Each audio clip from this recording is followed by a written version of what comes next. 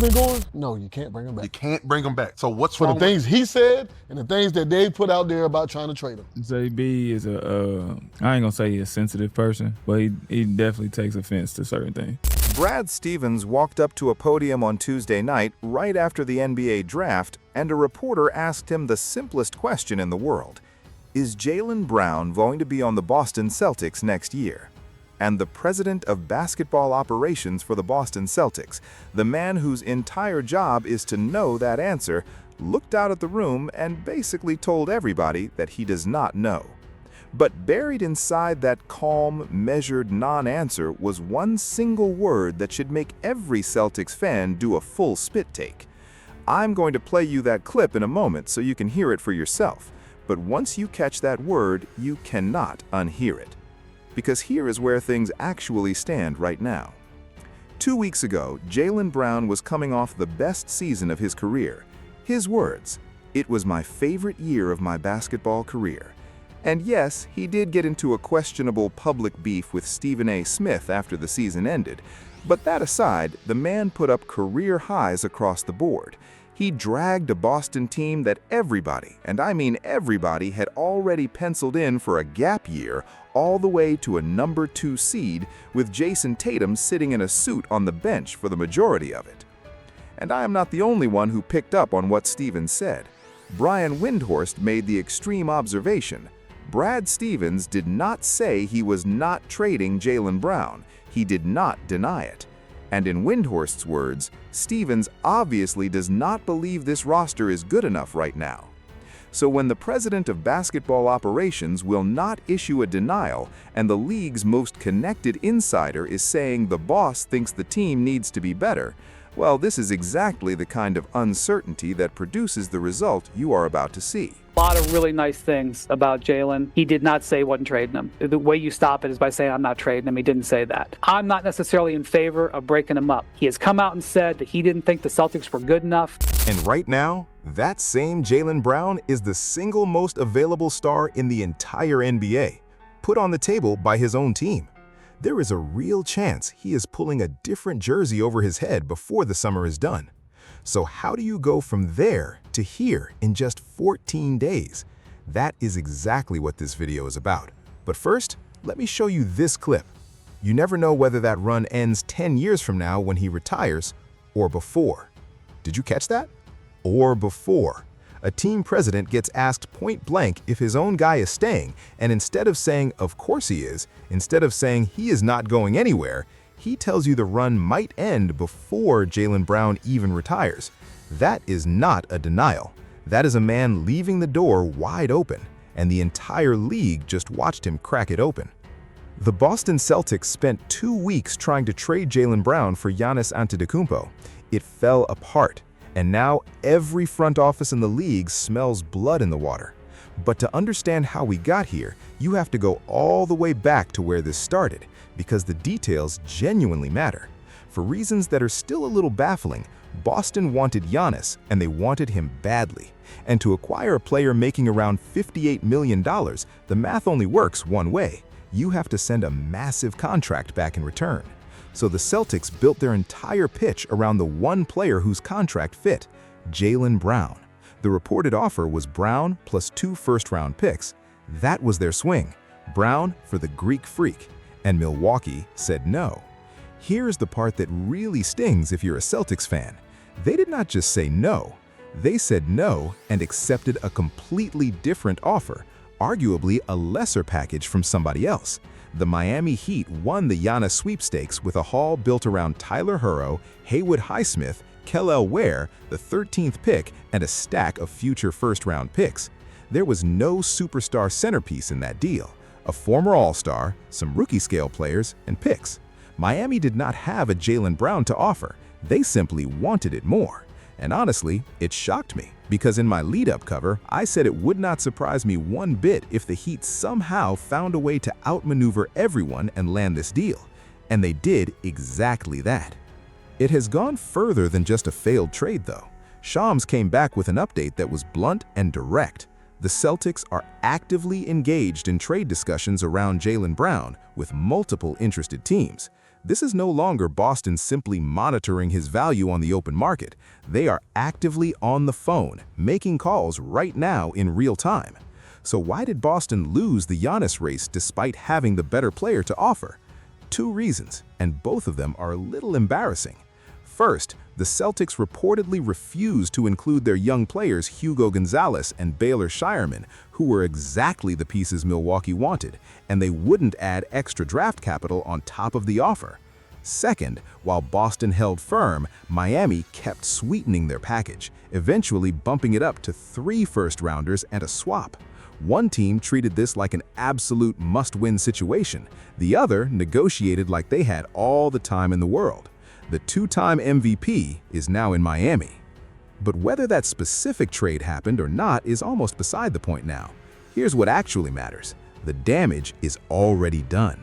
Every front office in the league now knows Boston was willing to move Jaylen Brown for the right name, and far more importantly, Jaylen Brown knows it too.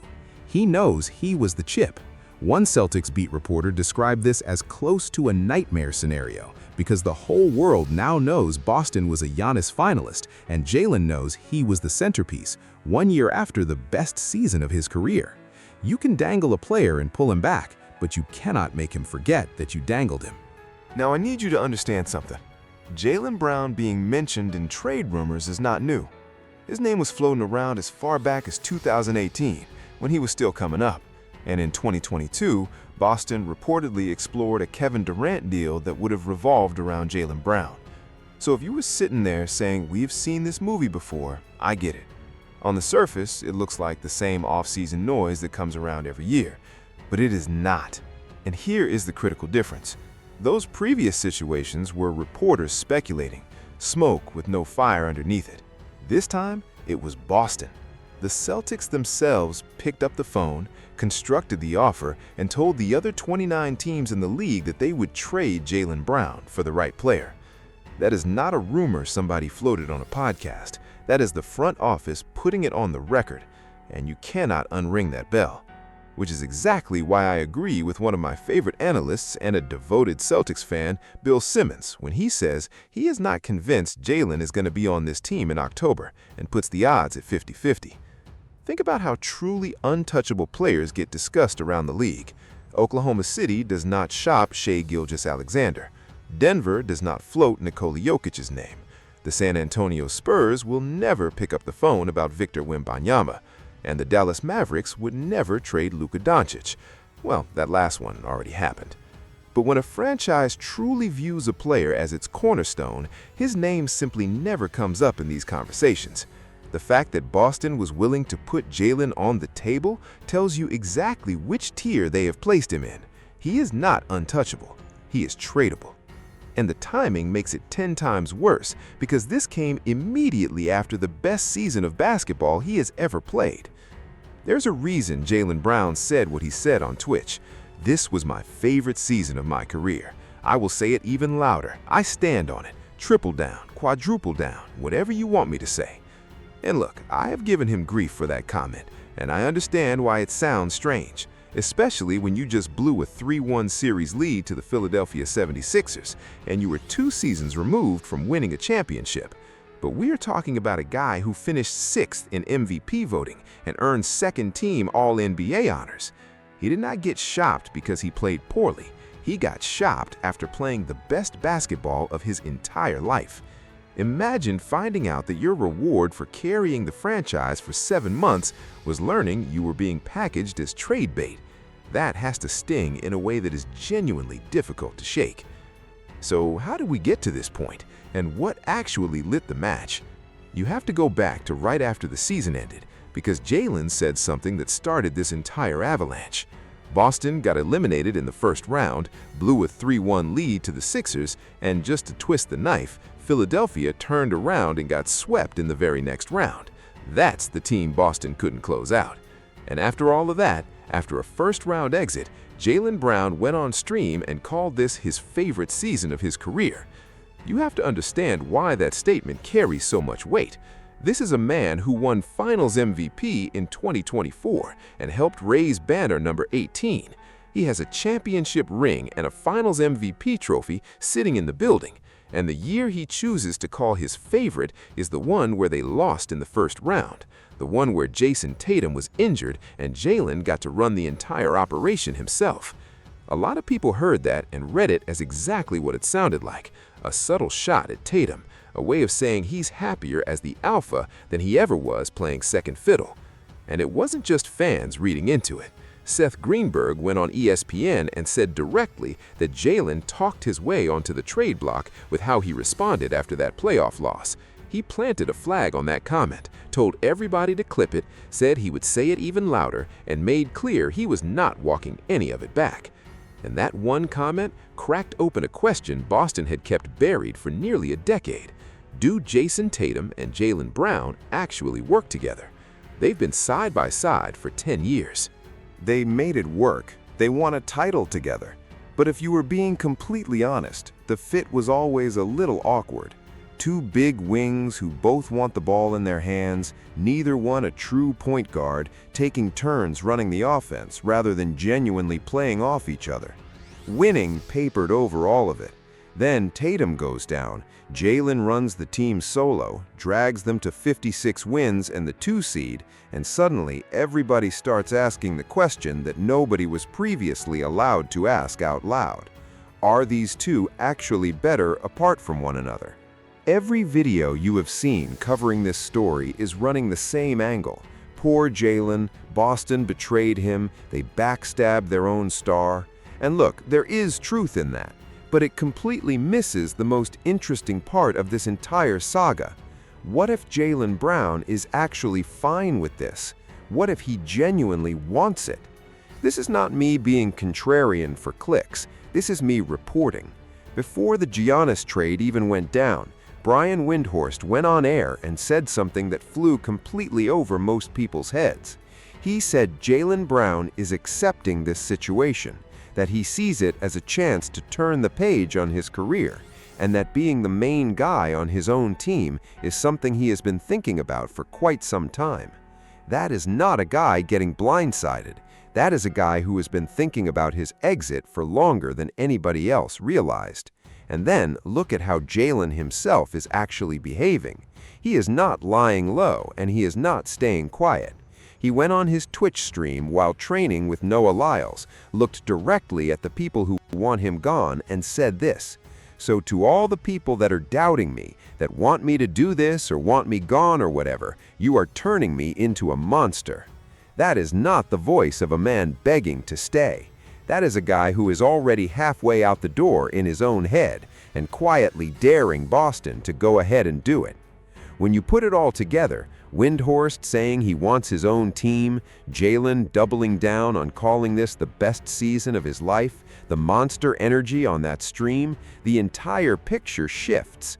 This might not be a divorce that one side is fighting against. This might be two people who both already know it's over and are simply working out the paperwork.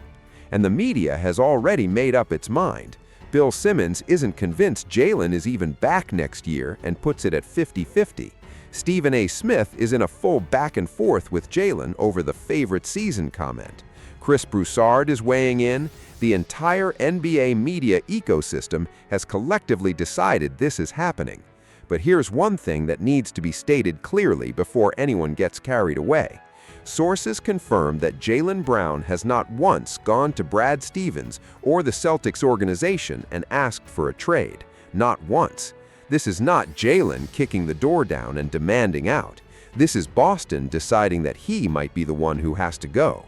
The push is coming from the team, very similarly to what happened with Trae Young and the Atlanta Hawks and what just happened with LaMelo Ball and the Charlotte Hornets. So if Boston does trade Jaylen Brown, what exactly do they want in return? The good news is Brad Stevens already gave us the answer right after the playoff loss. He stood up and said they have to figure out how to generate more rim pressure and that they need to add to the team to accomplish it.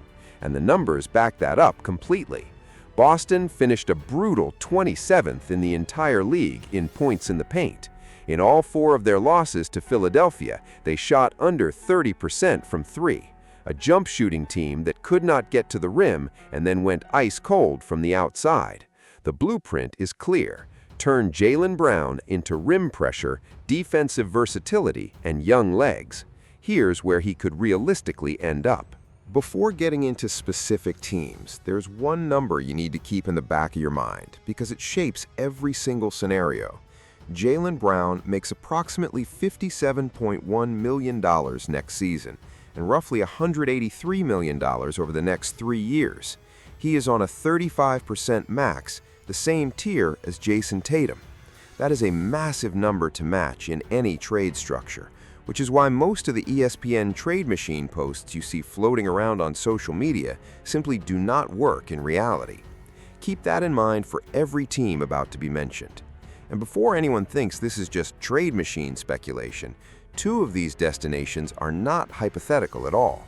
Brett Siegel is reporting that the Rockets and the Pelicans have already had real conversations with Boston about Jaylen Brown, actual talks. So 2 of these teams are not guesses. They already picked up the phone. Start with the one team where the fit is almost too perfect, the Atlanta Hawks. This is the homecoming scenario. Jaylen Brown is from Marietta, Georgia, a 15-minute drive from downtown Atlanta.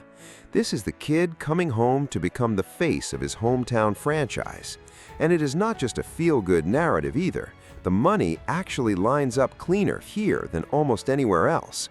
The Hawks do not have a single player making more than $30 million next season, which means they can stack a combination of mid-sized contracts to match Jaylen's number without dismantling their entire roster. Players like Onyeka Okongwu and Nicola Alexander-Walker are exactly the kind of useful, movable salary that makes a deal like this functional. Jalen Johnson would obviously be off the table, but Atlanta has enough around him to get something done. The catch is twofold. First, are the Hawks actually close enough to contending to justify trading for a 29-year-old on a max contract? And second, Atlanta's roster operates like a delicate machine, where a lot of their pieces only work in specific lineup combinations. Start ripping parts out, and you might break the chemistry that made them functional in the first place, similar to what happened in Memphis once Dillon Brooks left, then Tyus Jones, then suddenly they're trading Desmond Bane for picks, and Jaren Jackson Jr. is getting moved, and the whole thing unravels into a full rebuild. The dream scenario is perfect. The basketball math is messier. But if Jaylen wants his own team in his own city, that combination is very hard to beat. The next destination might be the cleanest basketball fit of them all, the Houston Rockets. The hook here is Ime Udoka, who coached Jaylen in Boston and took that Celtics team all the way to the 2022 finals. This would be a reunion with the coach who got the best out of him at a pivotal point in his career. Houston has been one of the most discussed Jaylen Brown suitors for exactly that reason. The tricky part is building the actual trade structure. Amen Thompson is essentially untouchable in Houston, and Alperen Sengun is not really Boston's type. The Celtics prefer bigs who can shoot and switch defensively, and that is not Sengun's game. He also makes about $23 million less than Jaylen, so the money doesn't match cleanly. The other path runs through Kevin Durant, who makes roughly $44 million next year, which gets you much closer to matching the salary. But KD is 37 years old. He would help Boston win right now, but dramatically shrink their competitive window at the same time. The upside for Houston is that they have a war chest of draft capital to make the structure work, including control of Phoenix's picks in 2027 and 2029. The fit is genuine, but the deal will require real creativity to construct. And remember, this is one of the 2 teams already on the phone with Boston. Houston is not a maybe. The Rockets are fully locked in on this. Now here's a wild scenario worth throwing out there. The San Antonio Spurs. You take De'Aaron Fox's salary slot and swap it out for Jaylen Brown. Immediately, the Spurs become the most frightening team in the NBA. You now have Jaylen Brown next to Victor Wembanyama, Dylan Harper, and Stephon Castle. That's a heavyweight championship contender overnight. The Spurs already made the finals this year. You add a second-team All-NBA wing to a core that young and that talented, and you might have the most dangerous starting 5 in basketball. So why is this not a lock? Because the cost would be staggering. Fox is coming off an injury-plagued finals performance and represents modest value at best, so to get Boston to accept him, San Antonio would need to pile on a mountain of draft picks and young players on top. Castle and Harper are obviously untouchable, but here's the detail that makes the timeline work beautifully. Brown's contract has 3 years remaining, meaning it expires right around the time Dylan Harper's rookie extension kicks in. The timelines align perfectly. This is the scariest what-if scenario in the entire league. There is also Portland, who controls a bundle of Milwaukee's future first-round picks and has young pieces Boston might find attractive, like Scoot Henderson and Toumani Camara. But matching Jaylen's $57 million while preserving cap space to extend Deni Avdija down the line is a genuine puzzle that would likely require a third team to untangle. Then there are the Pelicans, who have Trey Murphy III, a younger, cheaper shooter who fits Boston's timeline better. There is even a version of this where Zion Williamson becomes Boston's rim pressure answer, with Herb Jones sliding into the deal as well. But be honest about the reality here. Jaylen Brown is a win-now player, and New Orleans is still developing 2 lottery picks. The timelines simply do not match unless the Pelicans decide they want star power and a rapid jump in the standings right now. Go back through every package just discussed: Atlanta's role players, Houston's picks, a Fox salary swap, Trey Murphy, and notice what is conspicuously missing from all of it: a star. No superstar is coming back in any of these deals, because the only superstar available this summer was Giannis, and he is now in Miami. So if Boston trades Jaylen Brown, what they are really doing is converting one great player into a collection of good ones. And that is the exact argument for Boston to simply not trade him at all. Run it back. Get Jason Tatum fully healthy. Let him and Jaylen take another real crack at it together, and fix the roster around the edges with the rim pressure Stevens already identified as the need. Boston intentionally reset their cap situation this past season. It ducked under the luxury tax for a specific reason, and that reason is a genuine championship run in 2027. Trading your second-best player for complementary pieces essentially torches that entire plan.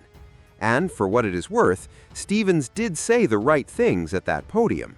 He called Jaylen a huge part of this team, said how valued he has always been, and said he looks at this as our team. So maybe, just maybe, the smartest move here is no move at all. He stays, they sort it out internally, everybody moves forward and pretends June never happened. Do not sleep on that outcome. So when does this actually get resolved? Here's your date to watch.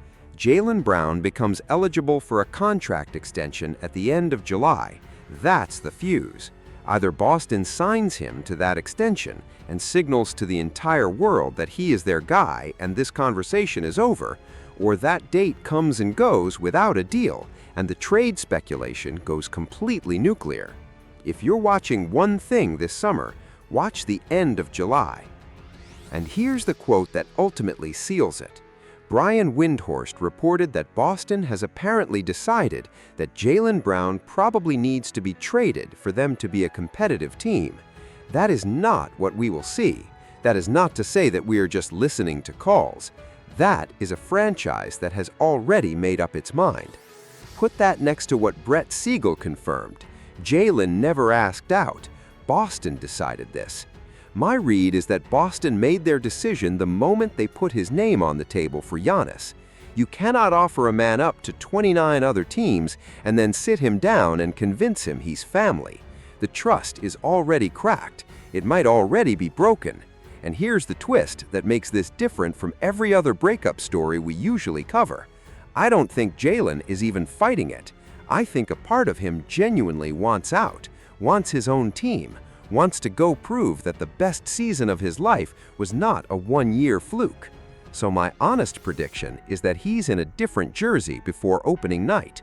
But I want to hear what you think about all of this down in the comments below.